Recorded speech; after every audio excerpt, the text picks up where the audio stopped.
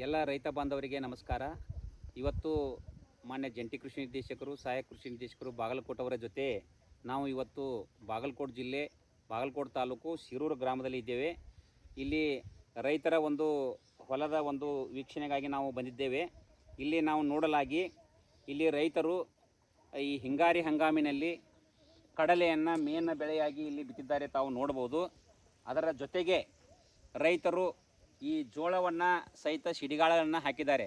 ಇಲ್ಲಿ ರೈತರಿಗೆ ಅವರಿಗೆ ಬರುವಂಥ ಮನೆಗೆ ಬರುವಂಥ ಏನು ಜೋಳನೂ ಬರ್ತತೆ, ಅದರ ಜೊತೆಗೆ ಈ ಕಡಲೆಗೆ ಬರುವಂಥ ಕೀಡೆಗಳನ್ನು ಕಂಟ್ರೋಲ್ ಮಾಡೋ ಸಂಬಂಧ ಅದನ್ನು ಲೈವ್ ಪರ್ಚ್ ಅಂತಲೂ ಸಹಿತ ಇಲ್ಲಿ ಯೂಸ್ ಮಾಡಿದಂಗೆ ಆಗತ್ತೆ.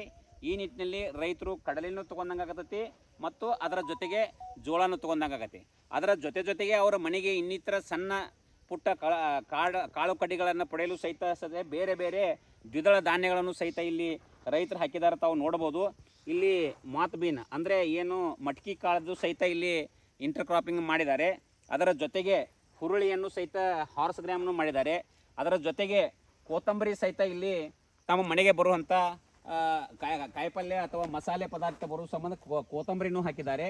ಅದರ ಜೊತೆಗೆ ಮೆಸ್ತಾ ಏನು ಪುಂಡಿನೂ ಸಹಿತ ಇಲ್ಲಿ ಹಾಕಿದ್ದಾರೆ. ಹೀಗಾಗಿ 5-6 ಥರದ ಏನು ದ್ವಿದಳ ಧಾನ್ಯ, ಏಕದಳ ಧಾನ್ಯ ಮತ್ತು ಕಾಯಿಪಲ್ಯ ಇದನ್ನು ಬೆಳೆದು ಬಿಟ್ಟಿದ್ದಾರೆ. ಬಹಳ ಚೆನ್ನಾಗಿ ಬಂದಿದೆ. ಅದರ ಜೊತೆಗೆ ಇಲ್ಲಿ ಒಂದು ಬನ್ನಿ ಗಿಡದಲ್ಲಿ ಸಹಿತ ಪಕ್ಷಿಗಳು ಗೂಡು ಸೆಕೆ ಕಟ್ಟಿದಾವ. ಯಾಕಂದರೆ ಇಲ್ಲೇ ಅವಕ್ಕೆ ಕೀಡಿಗಳ ಆಹಾರನೂ ಸಿಗ್ತೈತಿ, ಕೀಡಿಗಳದ್ದು. ಅದರ ಜೊತೆಗೆ ಹೋಗಿ ವಾಸಲಿಕ್ಕೂ ಮಣಿ ಆದಂಗೆ ಅವಕ್ಕೆ ಗೂಡುಗಳನ್ನು ಕಟ್ಟಿದ್ದಾವೆ. ಈ ನಿಟ್ಟಿನಲ್ಲಿ ಒಂದು ನೈಸರ್ಗಿಕವಾಗಿ ಅಂದರೆ ಎಲ್ಲ ನ್ಯಾಚುರಲ್ ರಿಸೋರ್ಸನ್ನು ಇಲ್ಲಿ ಈ ಹೊಲದಲ್ಲಿ ಬಳಕೆ ಮಾಡ್ಕೊಂಡು ಒಂದು ಅತ್ಯುತ್ತಮ ಒಂದು ಫೀಲ್ಡ್ ಅಂತೇಳಿ ನಾವು ಹೇಳ್ಬೋದು.